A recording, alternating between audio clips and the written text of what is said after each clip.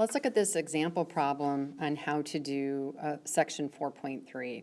So the first thing they want us to do is sketch the scenario. The sine of theta, or the sine of an angle, is negative 2 over 5.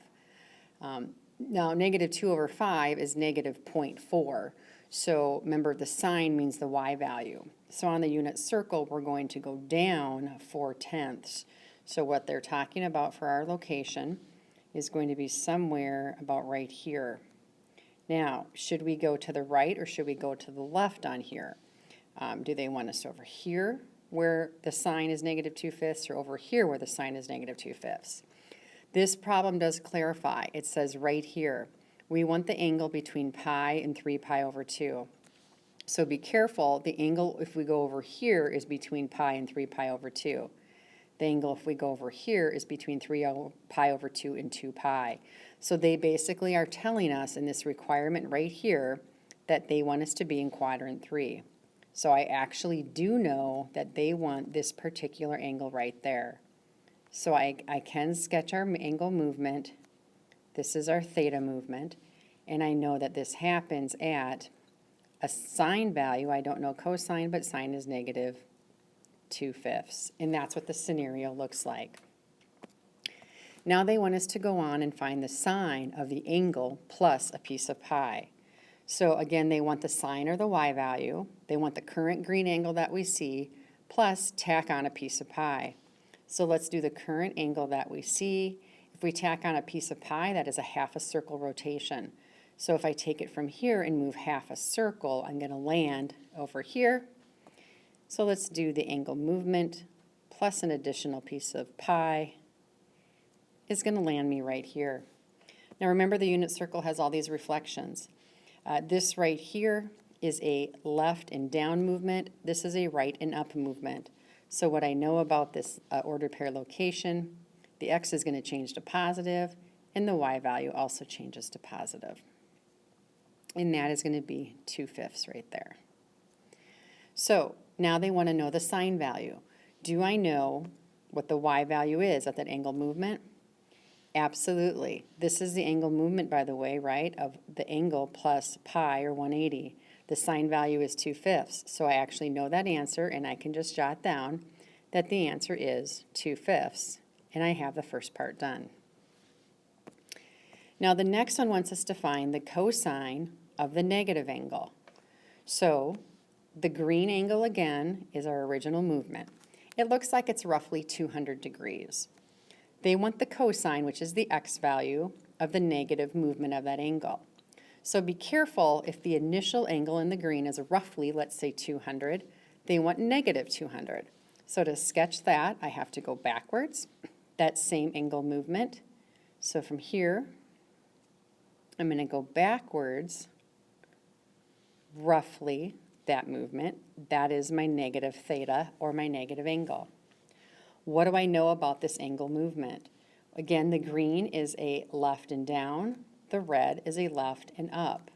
So I know that the x movement is still going to be to the left, even though I don't know what it is.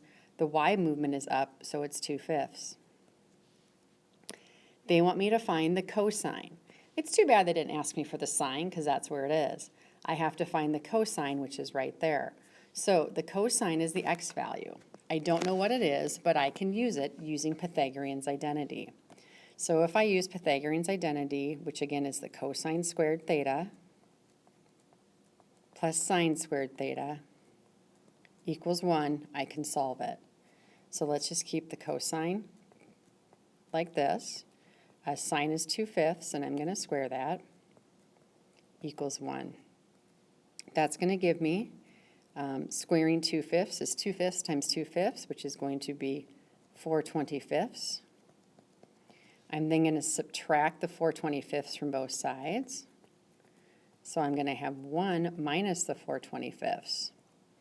Now I can easily do this. I can just get a common denominator of 25. So this would be 25 over 25. That then is going to give me the cosine of theta, squared, I should say, is going to be 25 minus 4 is going to be giving me 21 over 25.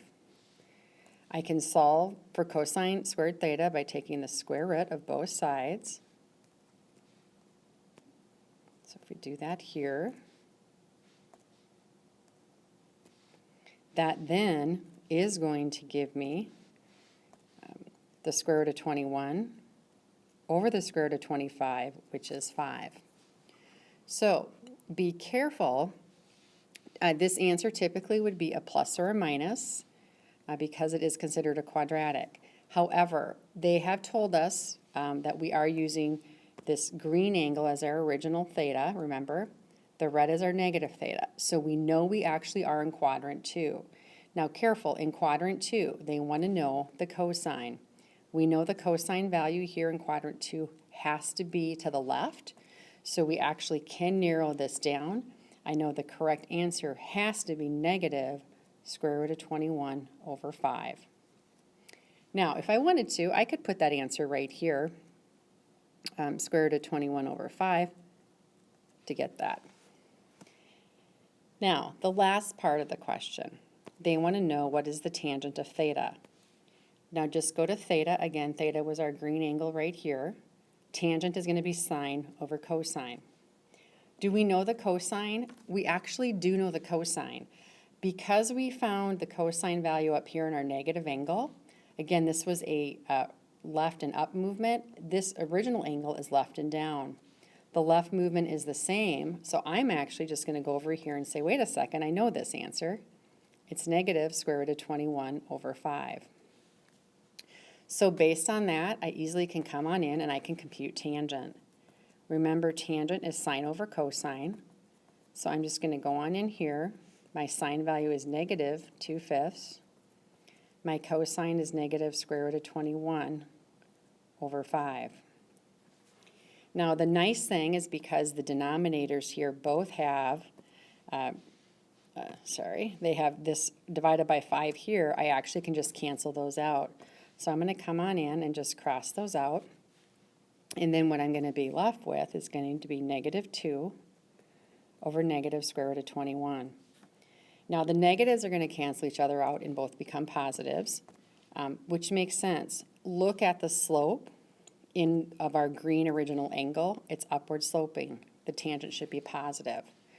We do have to be careful though, because our answer here as it stands would not be sufficient in geometry. We have to rationalize the denominator, which means we cannot have a square root on the bottom. To do that, just come on in, multiply by the square root of 21 on the bottom and on the top. When you end up doing that, you're going to get on the top here 2 times the square root of 21 over the square root of 21 squared, which is just 21. Again, I know the tangent has to be positive, so then I can wrap up the problem in that fashion.